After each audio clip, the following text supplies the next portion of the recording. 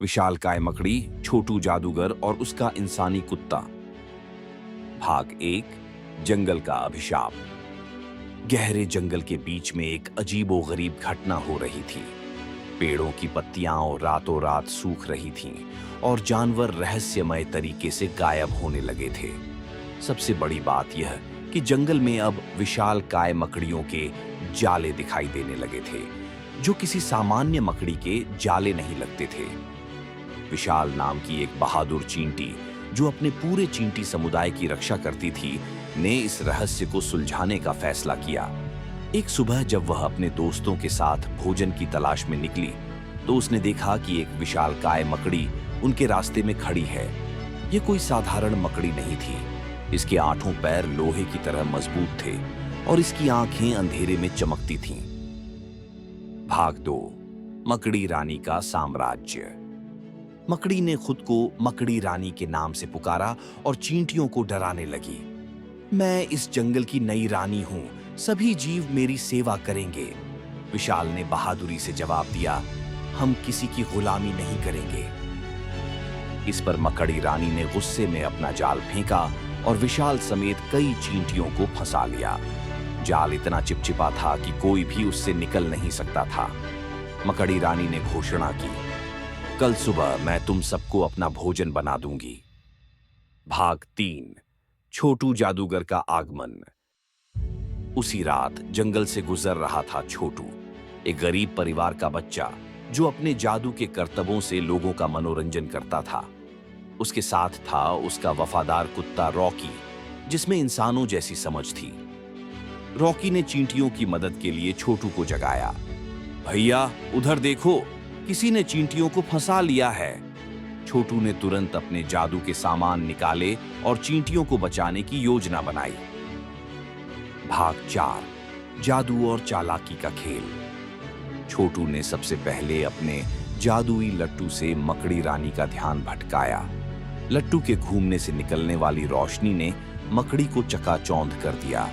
इस बीच रॉकी ने अपने तेज दांतों से जाल को काटना शुरू कर दिया, लेकिन मकड़ी रानी जल्दी ही समझ गई। उसने गुस्से में चिल्लाते हुए कहा, तुम सब मेरे सामने नाच रहे हो, देखो मेरी असली ताकत। और उसने अपने पेट से एक विशाल जाल फेंका, जिसने छोटू को भी फंसा लिया।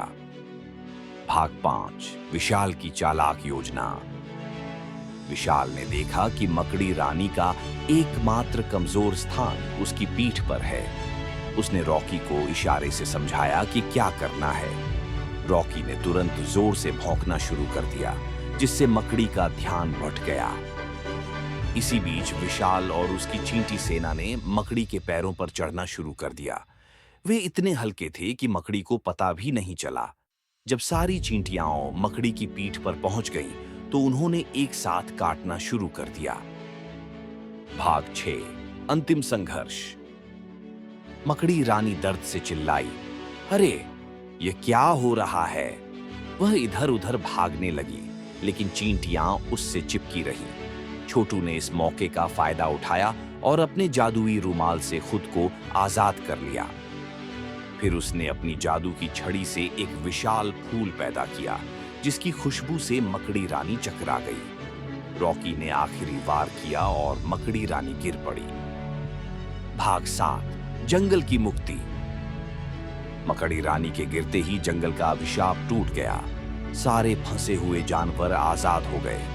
पेड़ों पर फिर से हरी पत्तियां आने लगी। छोटू ने मकड़ी रानी को एक छोटी सी मकड़ी में बदल दिया, जो अब किसी को नुकसान नहीं पहुंचा सकती थी। विशाल और उसकी चींटी सेना ने छोटू और रॉकी को धन्यवाद दिया। जंगल के सभी जानवरों ने मिलकर एक भव्य उत्सव मनाया। छोटू ने अपने जादू से सबके लिए स्वादिष्ट मिठाइयां बनाई और रॉकी ने सबको हंसाते हुए कहा, अब तो हम सब एक परिवार हैं। भाग 8, विदाई और वादा।